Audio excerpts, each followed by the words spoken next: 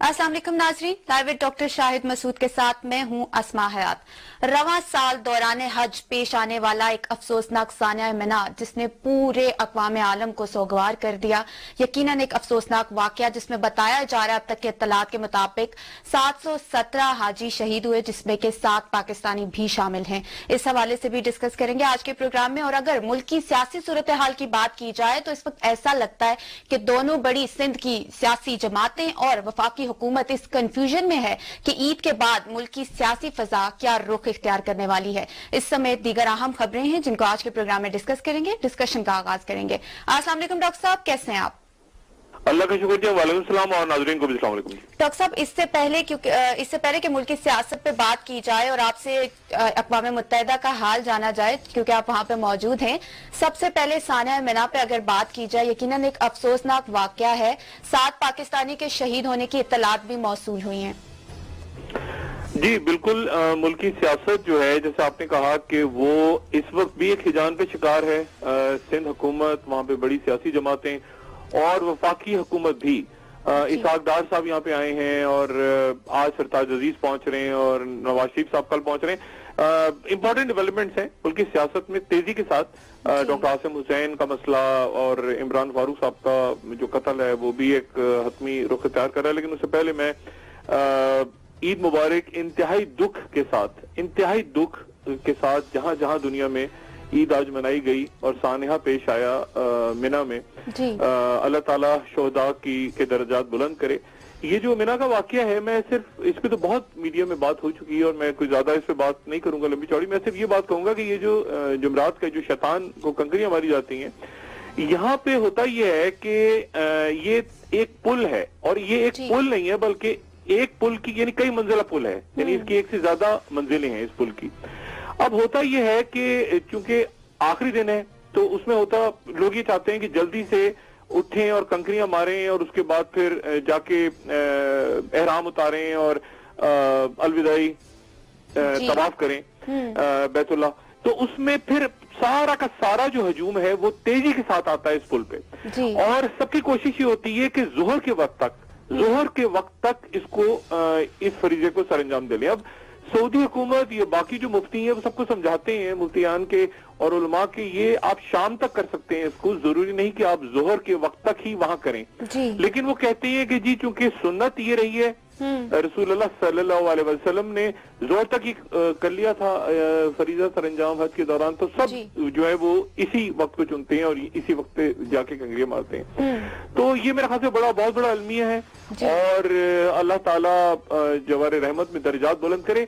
इससे पहले यमन में आज सुबह आप देखें कि वहां पे जो हूती बागी हैं, उनकी जो मस्जिद है वहां पे खुद को हमले हुए और अभी थोड़ी देर पहले दौलत इस्लामिया ने, दाइश ने बाकायदा जिम्मेदारी कबूल कर ली कि जी हमने खुद को हमले किए हैं और वहां से भी मुतजाद इतलात हैं, कोई 40 कह रहा है, कोई 10 से 15 कह रहा है, वहां पर भी शहीद हुए हैं। मैं तो देखें सिर्फ ये बात कहूंगा कि एक इज्तिमाई इस्तिग़फ़ार और तौबा का ये वक्त है। इस वक्त एक ऐसा वक्त है जब पूरी उम्मत को, ये बहुत ही बुरा वक्त है। आप देखिए पूरे मशरिक़ वुस्ता में कहीं बम धमाके हो रहे हैं, कहीं एक दूसरे को कत्ल किया जा रहा है, कहीं हादसात हो रहे हैं। अभी मक्का मुअज़्ज़मा में जो कुछ हुआ, क्रेन गिरी, फिर उसके बाद वहां पे एक होटल में आग लग गई, फिर उसके बाद ये वाकया हुआ। ये मेरे ख्याल से इज्तिमाई तौबा इस्तिग़फ़ार का वक्त है और इस वक्त हमें सारे मसाले की बदकिस्मती आप देखें कि इस वक्त भी आपस में लड़ रहे हैं लोग और एक दूसरे को मार रहे हैं और कत्ल गारत में मुब्तला हैं।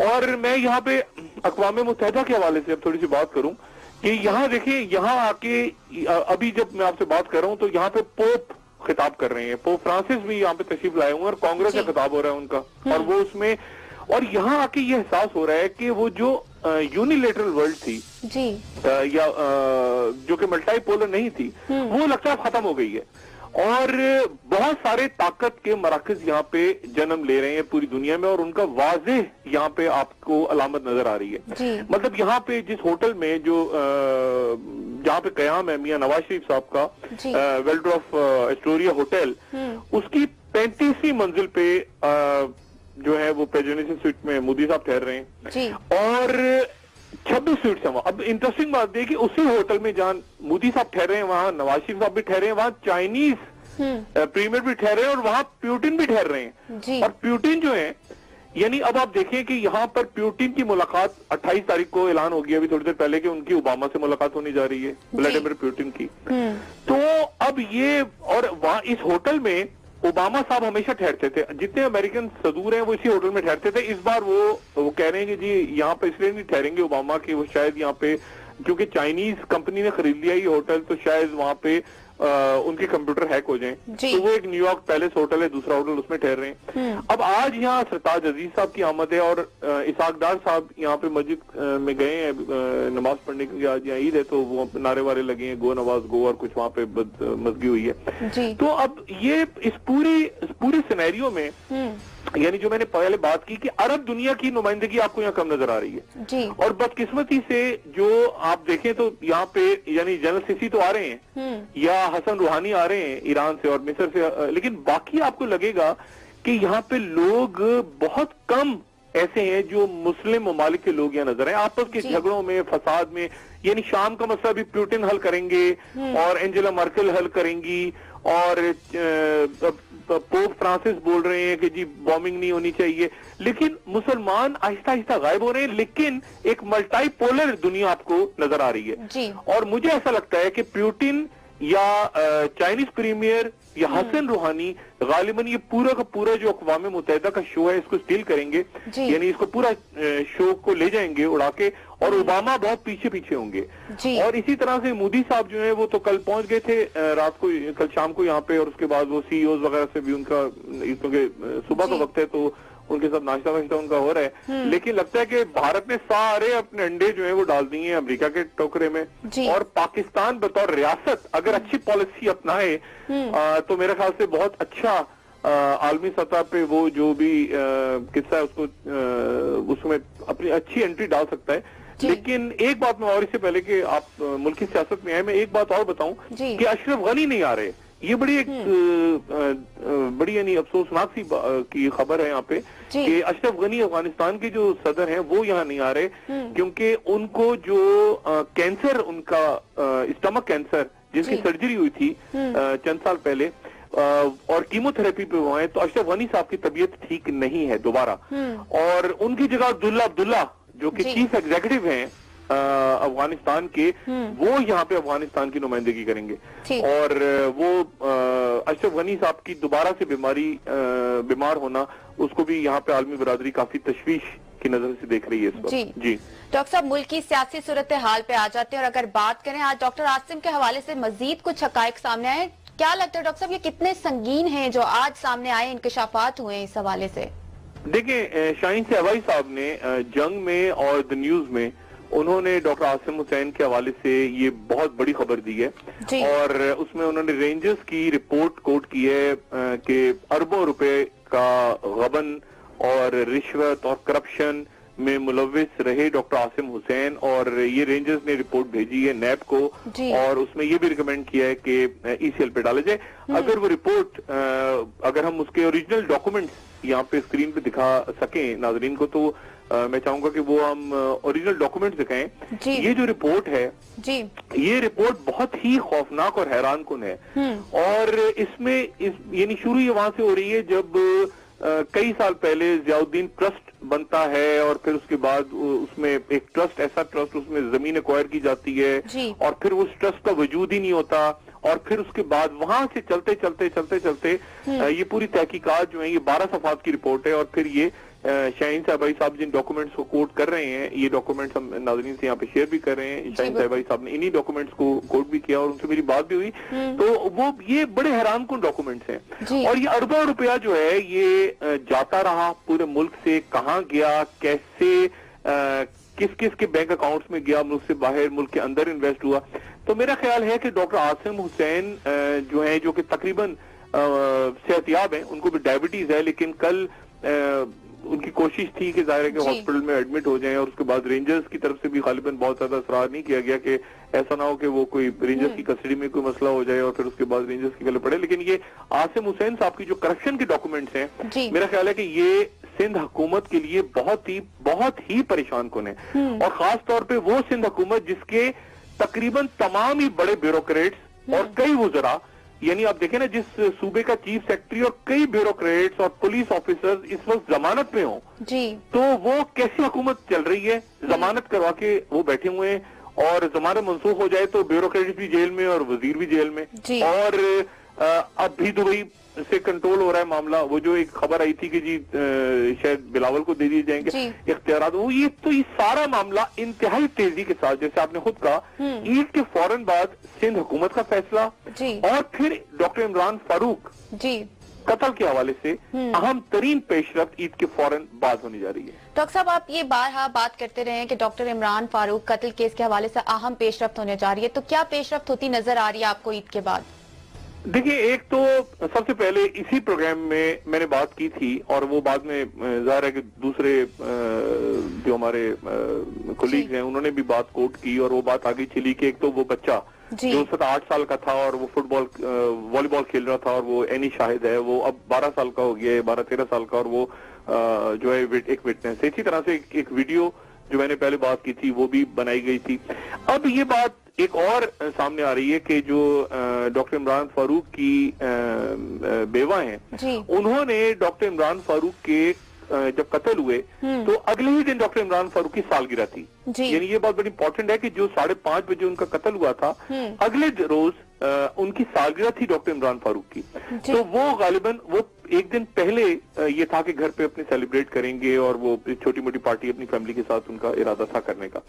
تو اب اسکاٹ لینڈ یارڈ جو ہے وہ ان کی بیوہ نے غالباً اسکاٹ لینڈ یارڈ کو یہ کہا ہے کہ ڈاکٹر عمران فاروق کے قتل کے فوراً بعد یہ اطلاعات ہیں کہ انہوں نے بیان دیا کہ عمران فاروق کے قتل کے فوراً بعد انہوں نے کسی بہت اہم شخصیت کو بتایا، فون کیا پینک میں آ کے، پریشانی کے عالم میں، کہ جی ڈاکٹر عمران فاروق کا قتل ہو گیا ہے. اور جواب میں وہ جو اہم شخصیت تھی انہوں نے کہا کہ اچھا تو عمران فاروق صاحب کو ہم نے لمبی چھٹی پہ بھیج دی ہے.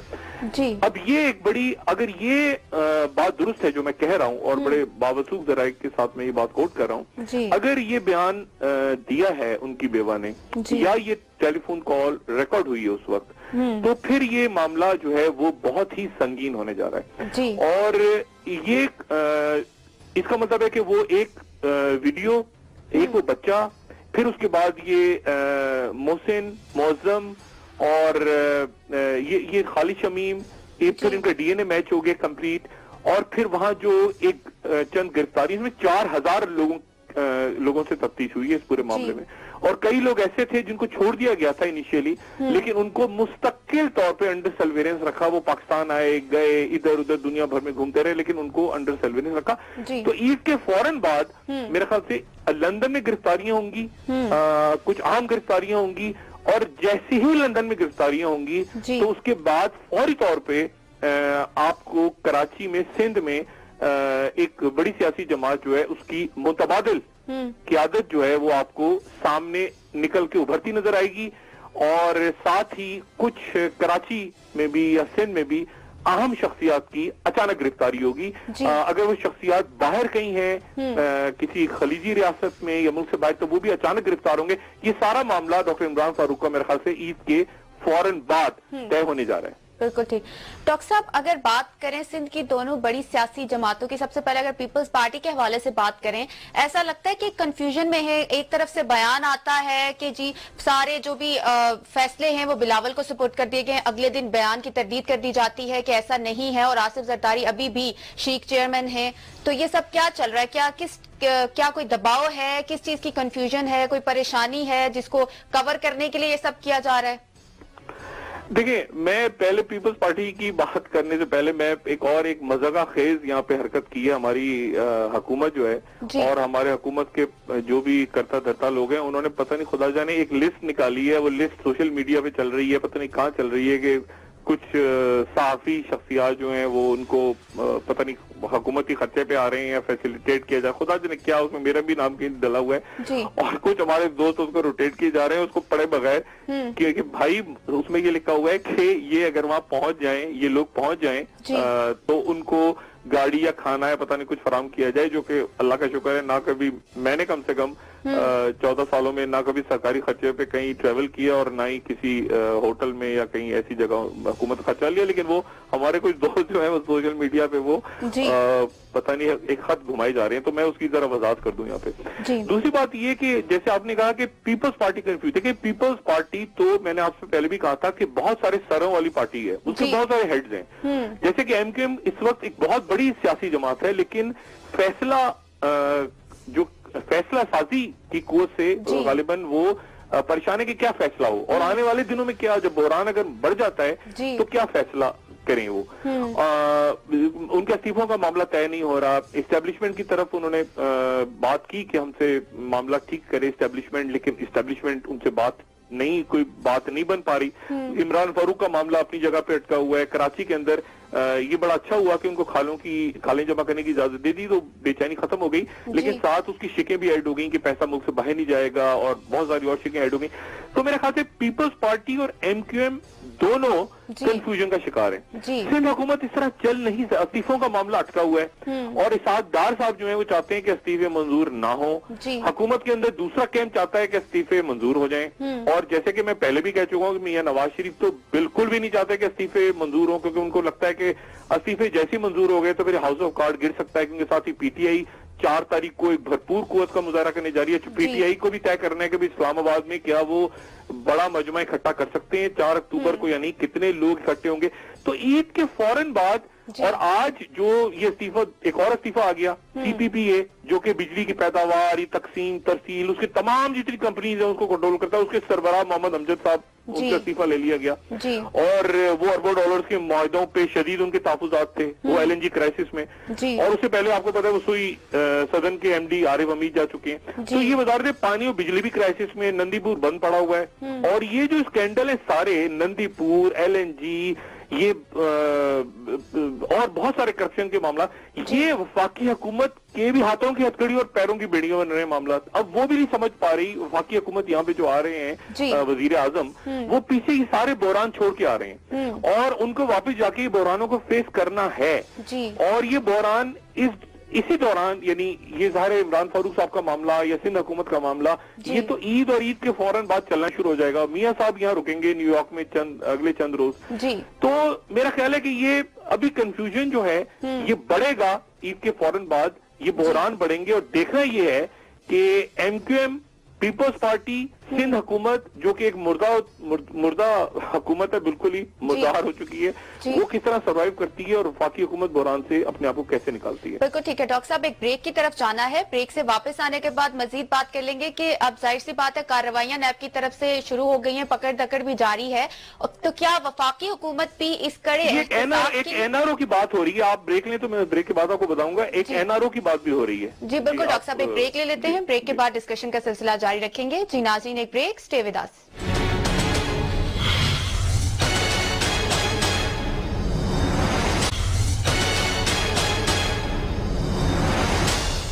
वेलकम बैक नाज़रीन। जी डॉक्टर साहब, ये जो बातें गर्दिश कर रही हैं कि कोई एनआरओ होने जा रहा है, तो क्या लगता है कि मौजूदा जो सिचुएशन है इसमें क्या कोई एनआरओ होने जा रहा है? नहीं, देखिए पहली बात तो ये है कि पहले तो डिफाइन करें ना एनआरओ था क्या। एनआरओ ये था कि जो क्रिमिनल केसेस थे, करप्शन के केसेस थे और कत्ल तक के केसेस थे, वो 4000 या लगभग 4000 के करीब मुकदमा खत्म हो गए थे। तो अब तो मसला ये है कि अब तो ना कौम ना रियासत इस बात की मुतामिल हो सकती है कि जराइम पेशा नासिर और माशी दहशत गर्दों के साथ किसी भी किस्म का मुआहिदा हो, मुफाहमत हो, उनको छोड़ा जाए, तो ये मुमकिन ही नहीं है। और ये खबरें फैलाई जा रही हैं गलत कि एनआरओ हो गया या एनआरओ हो जाएगा। ये सिंध के अंदर भी चूंकि अब भी जाहिर है कि बहुत सारे अफसरान ऐसे हैं, ब्यूरोक्रेट्स ऐसे हैं जिनको बाहर से कॉलें आ रही हैं और उनको फोन करके कहा जा रहा है कि पैसा भेजो, ये करो, यूं करो, हवाला करो, ये करो, फला करो। तो फिर ये होता है कि वो इस किस्म का तासुब फिर फैलाया जाता है कि जी कुछ नहीं होगा, जी हमने मामला तय कर लिए, मुकम्मल कर लिया, लेकिन ये हो नहीं सकता और ना ऐसा हो रहा है। दूसरी बात में एक और बहुत इंपॉर्टेंट डेवलपमेंट, देखिए मियां नवाज शरीफ की जो तकरीर है 30 तारीख की, वो बड़ी इंपॉर्टेंट है कि वो यहाँ क्या करते हैं, अक़वाम मुत्तहिदा में क्या बात करते हैं। और आज आप देखें कि लाइन ऑफ कंट्रोल के बिल्कुल अगले मोर्चों पे आर्मी चीफ गए हैं, राइस शरीफ صاحب اور انہوں نے وہاں جا کے خطاب کیا اور جوانوں کے حوصلے بڑھائے اور کہا کہ ہم جارحیت کا مقابلہ کریں گے. اب اس وقت یہ دیکھنا ہے کہ سندھ حکومت تو ایک بحران کا شکار ہے اور میں سمجھتا ہوں کہ تقریباً ختم ہو گئی. سندھ حکومت تو یعنی اس بحران سے نکل نہیں پائے گی. سائیں قائم علی شاہ تو تقریباً جاتے جاتے بچے ہیں. آپ دیکھ ہی رہی ہیں نا کہ ان کو دبئی نہیں بلایا گیا تھا, پھر اس کے بعد کہا گیا کہ دبئی میں اجلاس ہی نہیں ہوا. تو ایک کنفیوژن سندھ حکومت کا تو کرائسس بالکل واضح ہے اور میں نہیں جانتا کہ سندھ حکومت یا سندھ اسمبلی کس طرح اس بحران سے نکلیں گے. لیکن جو وفاقی حکومت ہے, دیکھیں وفاقی حکومت میں میاں محمد نواز شریف جو ہیں ان کو یہ دیکھنا ہے کہ وہ کیسے یہ جو بحران پیدا ہو رہے ہیں نندی پور, یہ بالکل میں اس بات سے بالکل ایگری کرتا ہوں کہ جو حکومت کا جو موقف ہے کہ یہ پیپلز پارٹی کے دور سے یہ بحران پیدا ہوا, اس وقت یہ معاہدہ ہوا تھا نندی پور کا. لیکن پھر اس میں سوال یہ ہے کہ نندی پور کے اندر جب یہ اس کی انوگریشن ہونی تھی اور پھر اس کے بعد اس کو کیوں صحیح انداز میں نہیں دیکھا گیا, کیوں یہ امبیرسنگ صورتحال ڈیولپ ہوئی. لیکن جو ایل این جی کا معاملہ ہے وہ تو خاص اس دور کا معاملہ ہے اور اس میں یہ استعفیٰ دینا عارف حمید ہوں یا محمد امجد صاحب ہوں اور یہ سارے معاملات, اور اس میں تو واضح طور پہ اب شاید خاقان عباسی صاحب بھی سامنے آ کے بار بار وضاحتیں کر رہے ہیں لیکن وہ کلیئر نہیں ہو پا رہا کہ یہ ایل این جی کا ٹھیکہ کیا تھا. سیف الرحمان صاحب قطر میں بیٹھے ہیں, وہ اٹکا ہوا معاملہ, اور اسی طرح سے اور رانا مشہور صاحب کا ویڈیو, باقی اور مسئلے. اب اس میں میاں نواز شریف صاحب کیسے نکلتے ہیں اس سے؟ اور ظاہر ہے کہ جب سندھ کے اوپر یہ شروع ہوگا کہ ڈاکٹر عاصم حسین نے اتنے ارب بنائے تو ساتھ ہی سوال کھڑے ہو جائیں گے اسحاق ڈار صاحب کے معاملے کے اوپر کہ انہوں نے بھی منی لانڈرنگ کی تھی اور ان کے اوپر ریفرنس بنے ہوئے تھے نیب کے, اس کا کیا بنا, اس کا کیا بنا, ان نندی پور کا کیا بنا اس میں. تو میاں نواز شریف صاحب نے یہ دیکھنا ہے کہ وہ کس طرح سے ان بحرانوں سے نکلتے ہیں اور ان کی جو یہ تقریر ہے اقوام متحدہ میں اس میں وہ کس حد تک بات کرتے ہیں افغانستان کی سوئل سے جو معاملات ہیں, پاکستان کے انڈیا کے ساتھ جو معاملات ہیں, مفاہمت کی بات کرتے ہیں, سخت میسج دیتے ہیں. کیونکہ یہاں جو جان کیری کے ساتھ جو پریس کانفرنس ہوئی ہے ان کی وزیر خارجہ کی, اس کے بعد جو اعلامیہ آیا ہے وہ تو بالکل پاکستانی اسپیسیفک ہے. تو کیا ہم سرتاج عزیز صاحب اس ٹون میں بات کر سکتے ہیں یا نہیں کر سکتے؟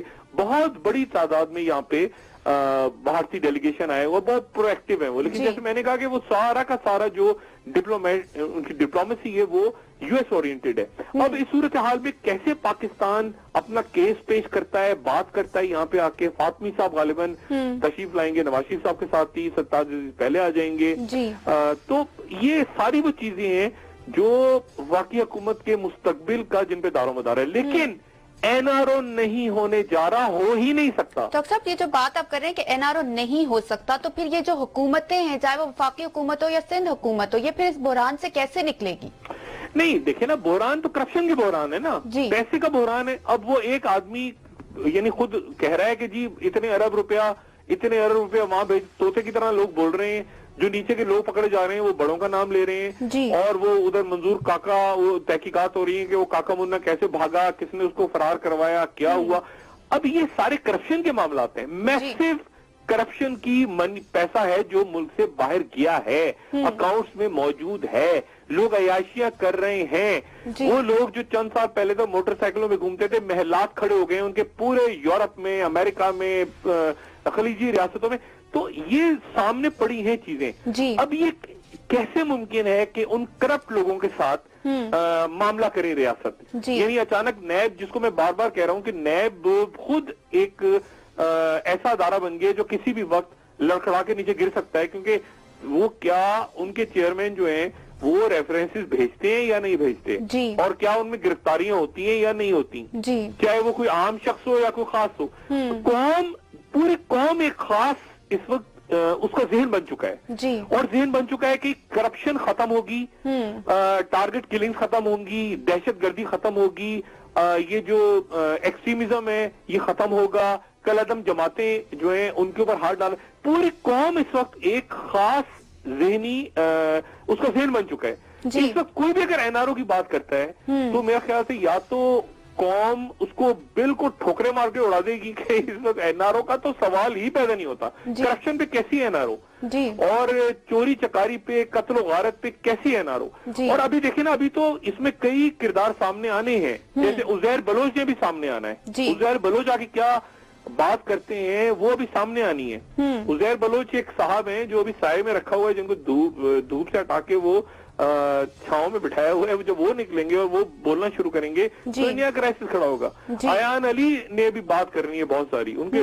یہ سارا کا سارا عید کے بعد آپ سمجھیں کہ 1 2 3 جو میں کہتا ہوں تیزی کے ساتھ ایونٹس ہوں گے جو اکتوبر کے مڈ تک کہیں جا کے اپنی ایک حتمی شکل لیں گے. لیکن اب اس میں وفاقی حکومت میاں نواز شریف, زرداری صاحب, این کے ایم کے قائد الطاف حسین, ان کی باقی قیادت, ان کو دیکھ رہے ہیں, اور عمران خان کہ کیسے وہ آگے چلتے ہیں کہ جمہوریت بھی چلے, وہ بھی پٹری سے نہ اترے. ایسا ہی نہ ہو کہ پتا چلا کہ وہ بوٹ آ گیا ایک دم سے اور پورا کا پورا یہ ڈھانچہ ہی گر گیا.